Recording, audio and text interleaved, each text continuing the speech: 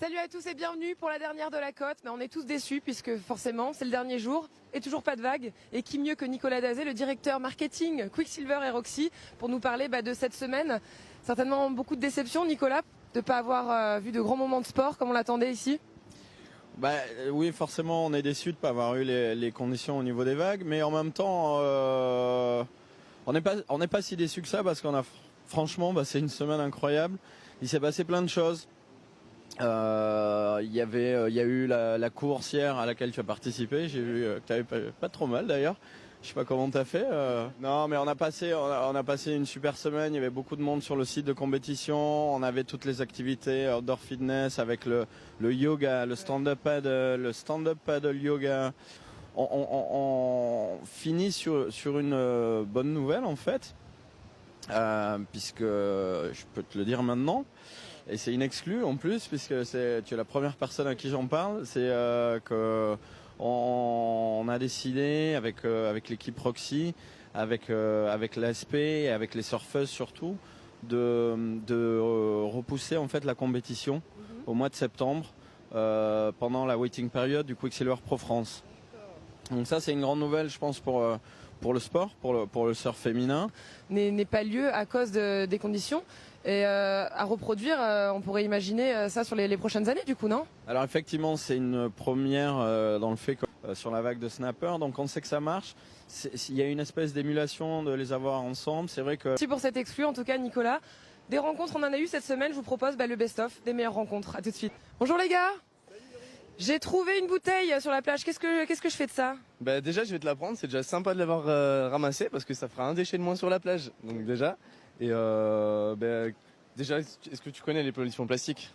Oui, je sais que Surfrider Europe lutte contre la pollution plastique. Tout le monde peut faire un petit geste comme toi, ramasser une petite bouteille et la mettre à la poubelle, ce serait top. Ce serait nos plages, elles seraient nickel après. Et ça permettrait en plus d'avoir un littoral plus propre et un écosystème plus propre après. Donc c'est vraiment nickel. Si magique que ça, qu'est-ce qui se cache à l'intérieur? Alors en fait, si tu veux, c'est une animation qu'on a appelé ça les surprises de la marée. Donc on retrouve là-dedans tout ce qui est dans la laisse de mer. Et si tu veux, je t'invite à plonger ta main dans une des boîtes. Est-ce que c'est aussi trash qu'à Fort Boyard ou quoi? Parce que je l'ai fait. Je te laisse découvrir. Merci Bastien pour cette belle sensibilisation. Quant à nous, il est déjà l'heure de se quitter. Merci de nous avoir suivis pendant une semaine sur la côte. C'était génial. Merci à toute l'équipe Eurosport, sans qui toute cette émission n'aurait pas été possible. On retrouve les filles dans une semaine, n'oubliez pas, en Californie. Quant à moi, je vous retrouve à Barcelone pour les championnats du monde de natation. C'est à partir du 28 juillet. D'ici là, gardez vos plages propres et bon surf. Salut à tous, ciao.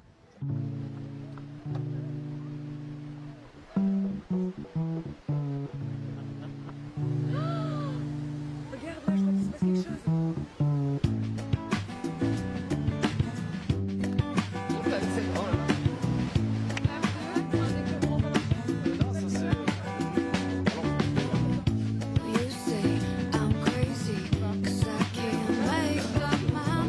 Tu dis on envoie.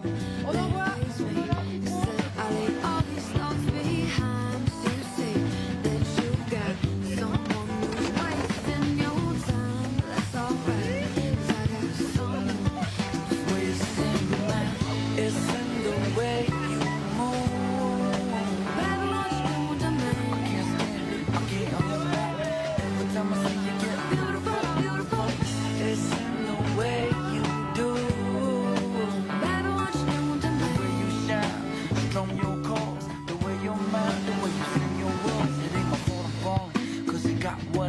Earthquakes couldn't shake this foundation that we're building off.